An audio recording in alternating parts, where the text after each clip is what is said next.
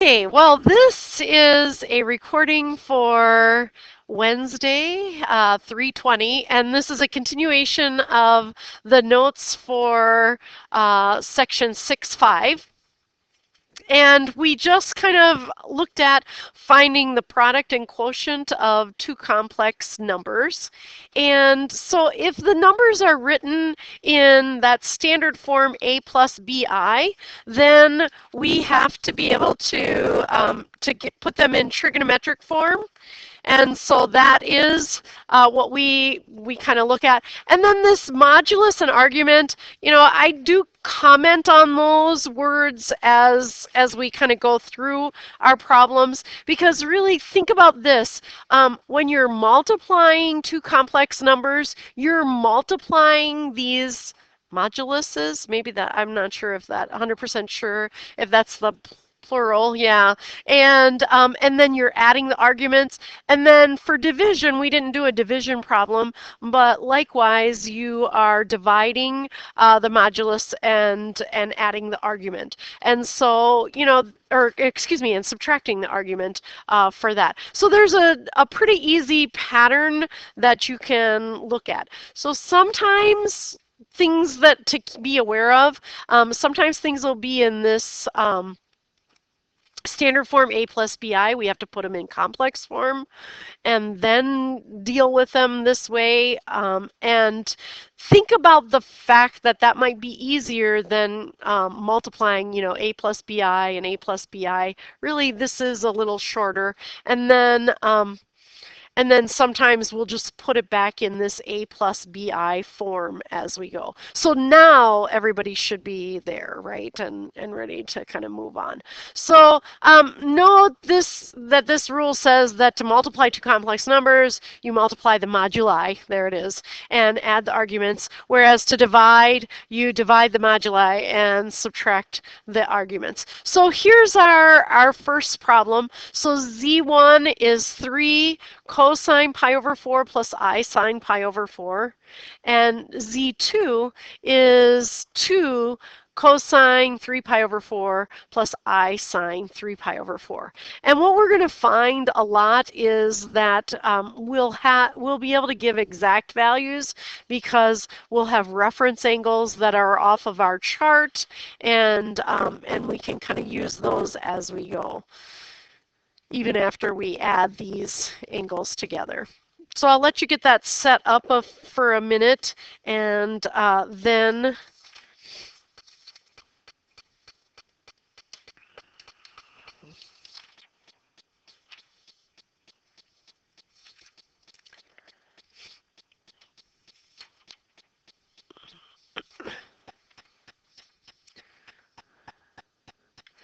and I did notice, I did the problems this morning, and I did notice that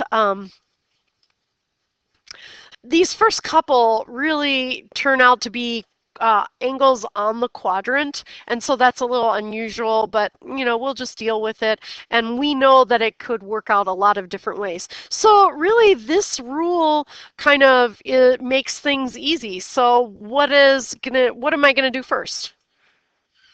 3 times 2. So 3 times 2, and then, and a lot of times the book authors will, maybe go to a bracket there. And then cosine, for the angles, I'm just going to add pi over 4 plus 3 pi over 4. And here it's a common denominator, so that's handy. It won't always be. Plus I sine pi over 4 plus 3 pi over 4.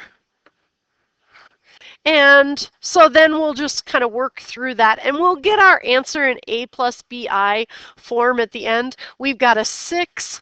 This is cosine. What's pi over 4 plus 3 pi over 4? Pi. So we'll have cosine pi plus I sine pi.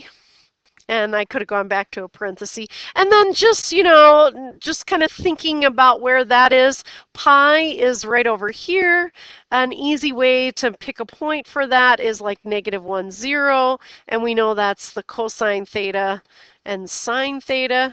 So we can just transfer those right onto here. So this is 6 times the cosine of pi, which would be -1, plus I times the sine of pi, which would be 0. And then notice what happens here. You know, the imaginary part is multiplied by 0, so it's no longer there. So our answer is -6.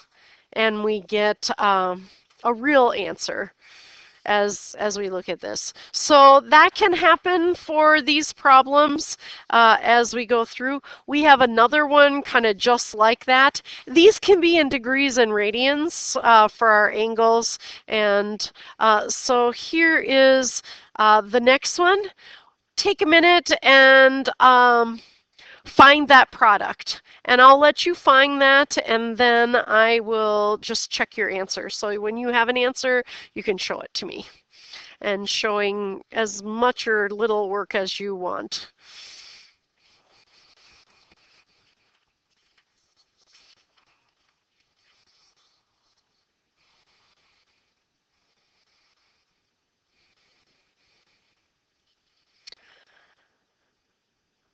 I will just remind you as you're working that you have to get a common denominator on this one.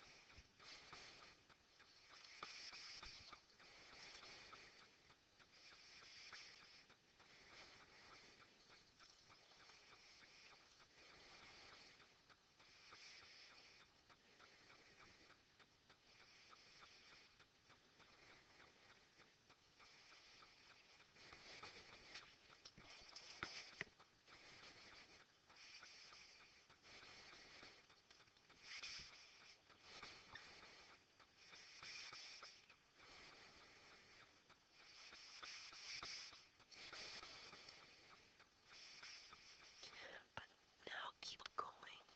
Get that. Reduce that a little bit, maybe.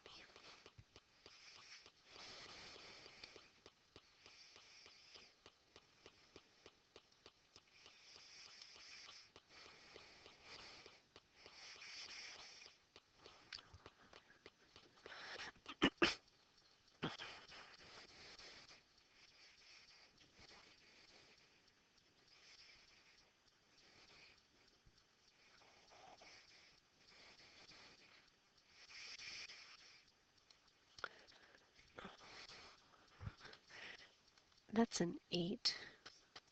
Oh, okay, so you're multiplying them. Oh, gotcha. Okay, I just got a little confused by that. Yes, and then I would maybe simplify that a little. Okay, so let me start going over it myself. If I'm multiplying z1 times z2, I'm going to take 2 times 8, that's 16, cosine 2 pi over 3 plus 11 pi over 6, plus I sine 2 pi over 3 plus 11 pi over 6. And so that's 16 times cosine.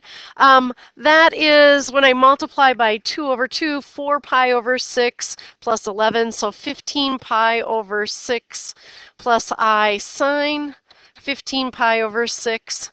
I reduce those.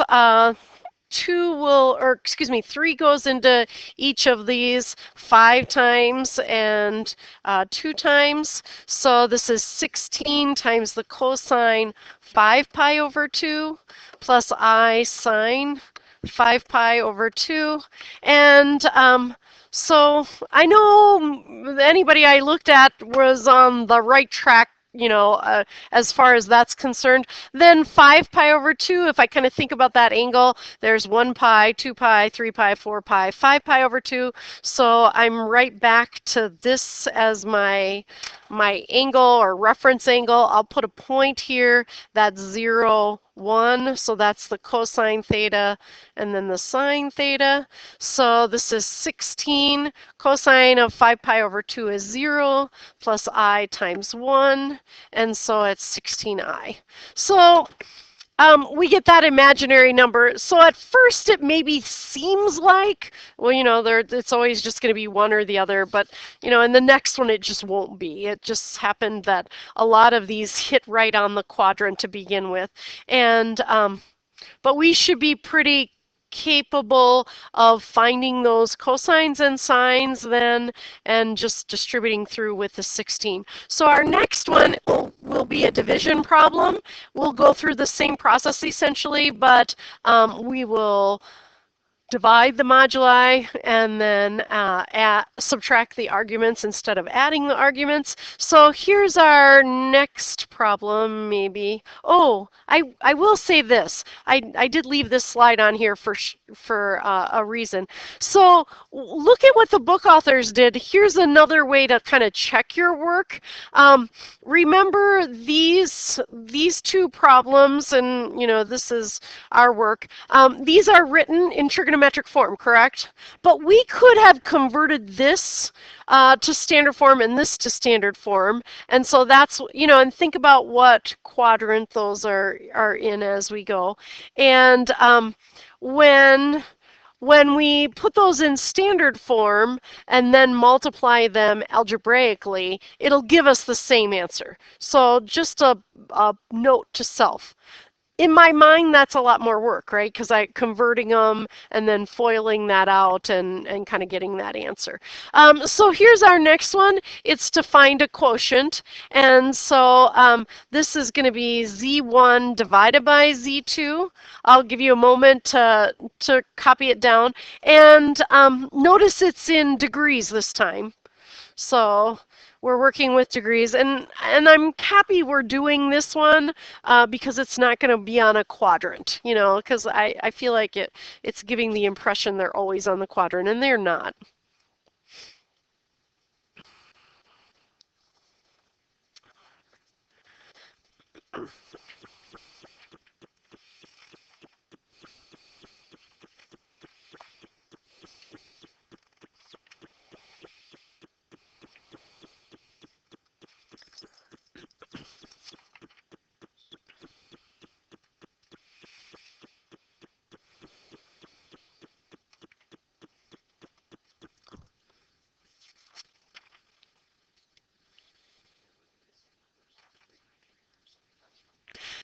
Right, they have to be because so that the question is, do they always have to be 300, 375, 75? So this Z1 is in trigonometric form using the same angle of 300 for the cosine and the sine, and same with Z2, it has to use 75 and 75. So right, yeah, I tend to just do the arithmetic for the first one and then write the second one.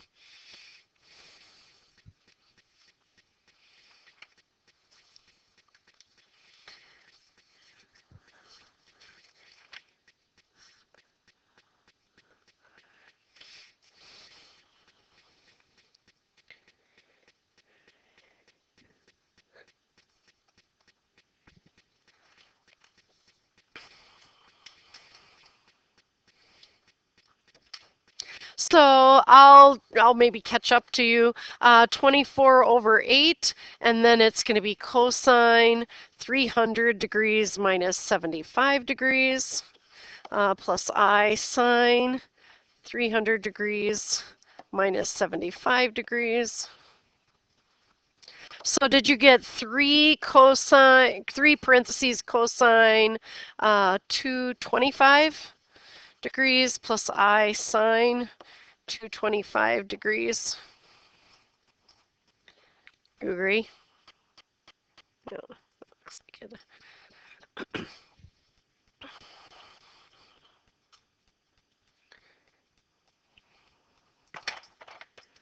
And then for the 225 degrees, I'm 0, 90, 180. It's someplace out here. 225. My reference angle then is what? What's my reference angle? My reference angle is 45 degrees, so 180 subtracted from 225 is 45. All students take calculus, so sine and cosine are both negative. So that means that the cosine of 225 degrees is equal to the negative cosine of 45 degrees, and the sine of 225 degrees is the negative sine of 45 degrees. And what is the sine and cosine of 45 degrees? The square root of 2 over 2. Say it again. And they're both negative, yeah. And so then we get, well, maybe go back to the red marker here. We get that this is 3 times negative square root of 2 over 2 plus I times negative square root of 2 over 2. And then kind of cleaning that up a little bit, distributing the 3, we'll get negative 3 the square root of 2 over 2 minus 3 the square root of 2 over 2I. So, you know, any of those previous problems could have worked out kind of that way as well, where they would have an A plus BI dynamic.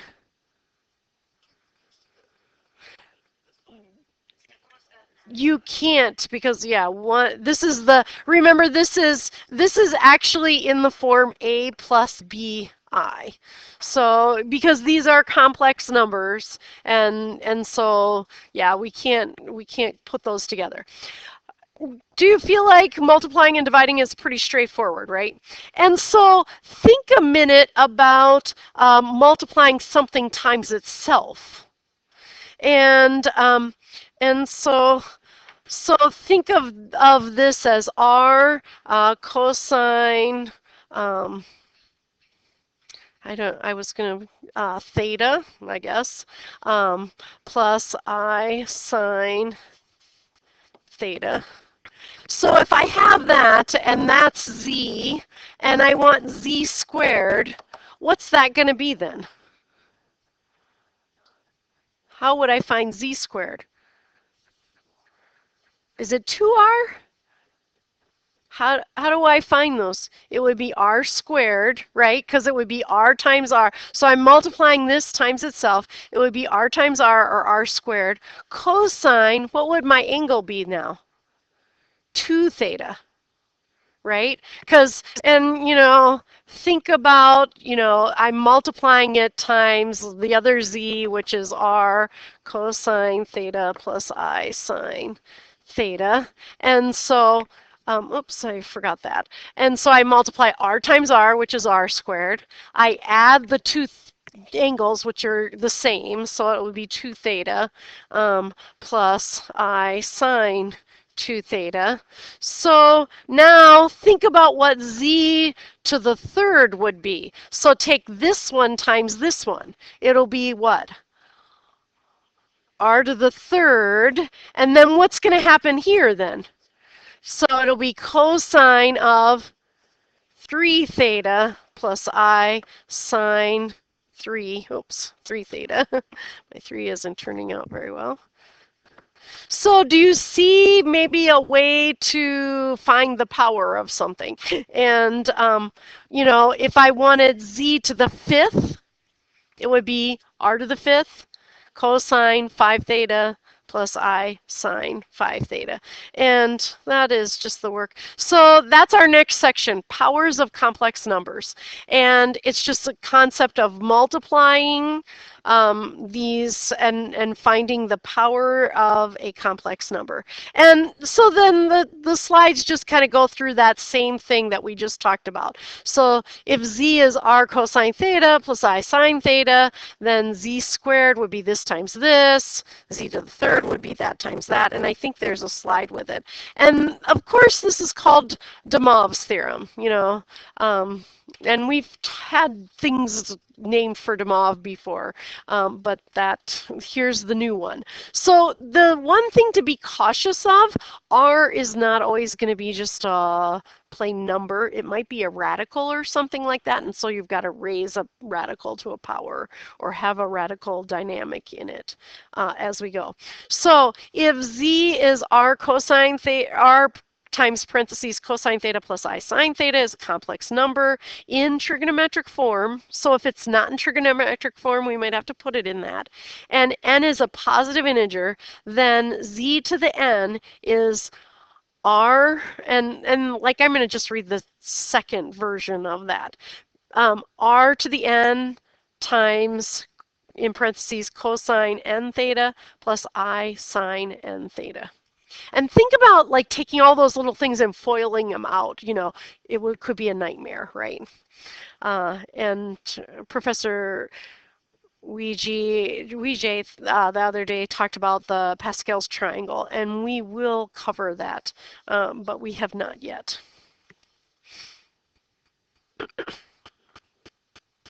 And yeah.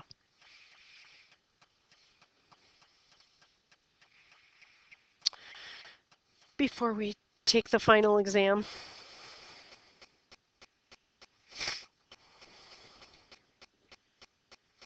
Okay, are we almost ready to use de Moivre's theorem to do math? Okay. Experience. Feel the math.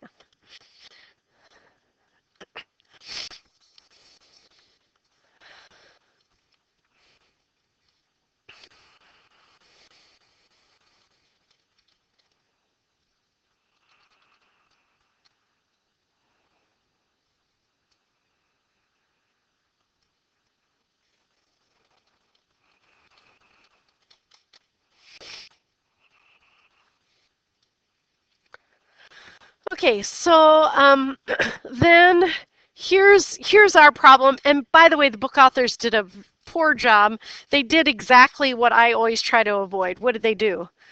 The I is under that radical, but it is not. And I mean, it should not be. No, it is not. It truly is not. So I'm just telling you, it is not.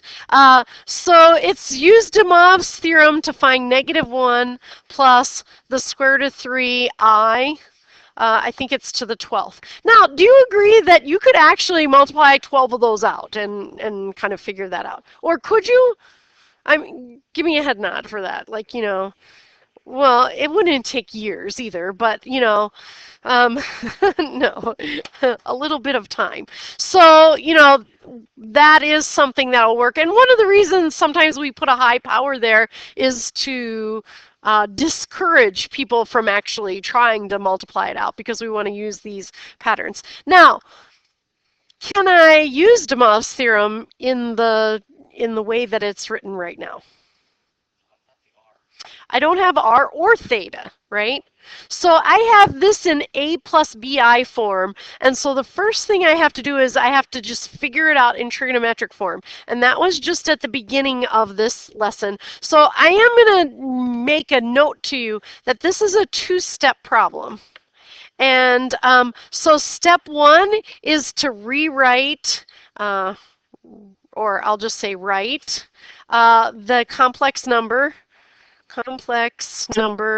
in trigonometric form.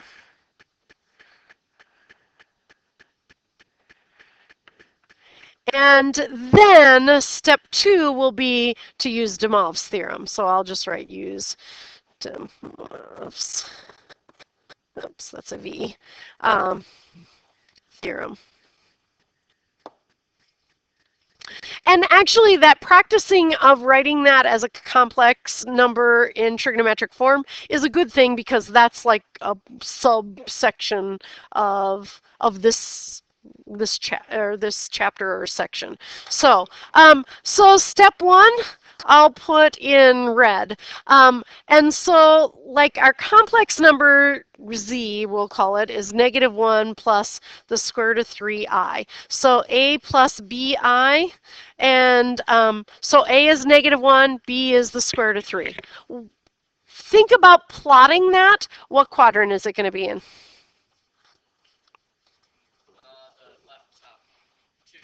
Quadrant two. So that will be in quadrant two. And so if we thought of plotting that on the real and imaginary axis, it would be -1 comma the square root of 3. And so all students take calculus. So the sign is positive and the cosine is negative, and that should make sense, right? Because, well, the first part of it is negative and the second part of it is positive as we go. And so the two things we have to find is r and theta. How do we find r?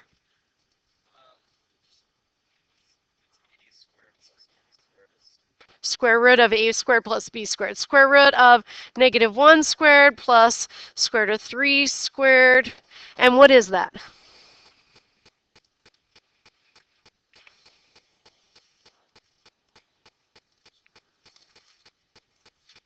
Yep. So it's the square root of 4 or 2. Square root of 1 plus 3, square root of 4, so it's plain old 2. So r is 2. That's an easy thing. When we find our theta angle, we know that it is from the positive x-axis over to here, but we'll find that kind of reference angle first. So we know that, maybe I'm gonna move my writing a little bit over here. So we know that the tangent of theta is b over a, and that's going to be my reference angle. I'm not going to use the positive and negative signs right here, so the tangent of the reference angle is square root of 3 over 1. What is the reference angle then, if that is the square root of 3? Tangent of what is the square root of 3? It is not pi over 4. Pi over 4 is 1, right? Because those are the same. Yeah, yeah. So it is pi over 3 for that one. So our reference angle is pi over 3. From the table, we're getting that. And so then our actual angle is this angle that's right here. And so if that reference angle is pi over 3, what is our angle? Well, this 2 pi over 3, right. So from here to here is pi, so we take pi minus pi over 3. So theta is pi minus pi over 3. So 3 pi over 3 minus 1 pi over 3 is 2 pi over 3. So theta is 2 pi over 3. So when I, in step 1, rewrite this z in complex in trigonometric form, this complex number in trigonometric form, it'll be r, which is 2, times cosine 2 pi over 3 plus I sine pi, or 2 pi over 3. So that's like what I just did right now. And maybe at the beginning of this lesson, we just could convert it from one to the other. So that's our z. And so now really we want z to the 12th. Do you agree? So we've just changed that into that new form. And so step 2 is to use de Moivre's theorem. And so I want z to the 12th, which is this 2 cosine 2 pi over 3 plus I sine 2 pi over 3, all raised to the 12th. I can write it that way. And then instead of having to kind of that nightmare of foiling and doing that, it's what 2 to the 12th, right? 4096.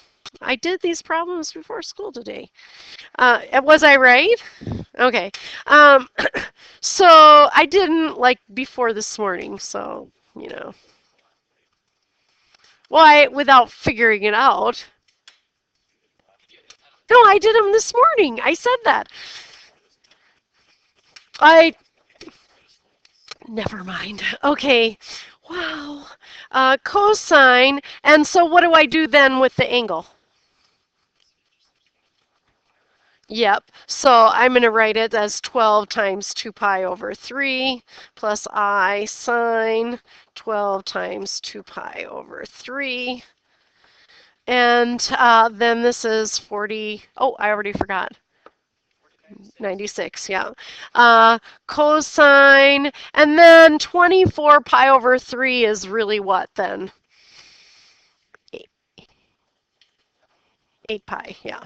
So this will be cosine 8 pi plus I sine 8 pi. And so, you know, really, Demov has something good going on here because that is a much easier problem than trying to kind of do all that multiplying out. And this is the answer in trigonometric form. Do you agree? Well, no, it's not the best answer in trigonometric form. Why am I hedging on that? Yeah, I would, if I were going to give this answer in trigonometric form, I wouldn't leave it as 8 pi because, you know, that's, I have to stand this way. Yeah, so it's 2, 4, 6, 8. So I would want to write it as 0. You know what I mean? Just like the only problem here is like the 1/2 if you write on a test, you know, 2/4, you didn't reduce it. So then this is equal to 4096 cosine 0 plus I sine 0. So the reason I'm writing it that way is in case I was asked to give it in trigonometric form, that's what it is. If I want it in standard form, I know 0 is this point 1, 0, cosine is 1, sine is 0, so 4096 times 0 plus I, oh, no, 1 times I plus, oh, 1 plus I times 0, so 4096. And certainly if it was any of our reference angles, you know, we could handle that, right? You know, so suppose it turned out to have a reference angle of pi over 6, then we would know that cosine was square root of 3 over 2, and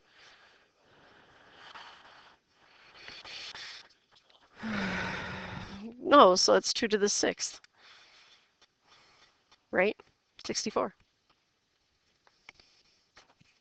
Okay. Was was that okay? Well, there we go. Okay, so are you ready to try one yourself, or do you want to do this one together too? Huh? Okay, wait, don't write it on your notebook. It's going to be a self quiz then. And okay, either I'm going to ruin the recording by, well, not ruin it, but stop the recording or pause it. I know, but sometimes I'm not good at actually pushing the right button, you know. I know. Yes. So I will pause this while we try to attempt this problem. Okay. All right. Well, we're back on. Oh, woohoo. And it was a little dicey there at the moment, just to see if I was going to get back into the recording. But yes, I am. And so for this one, we took just that complex number, -1 minus I. And for our step 1, we're going to write it in trigonometric form. And so R is the square root of -1 squared plus -1 squared. So R is the square root of 2.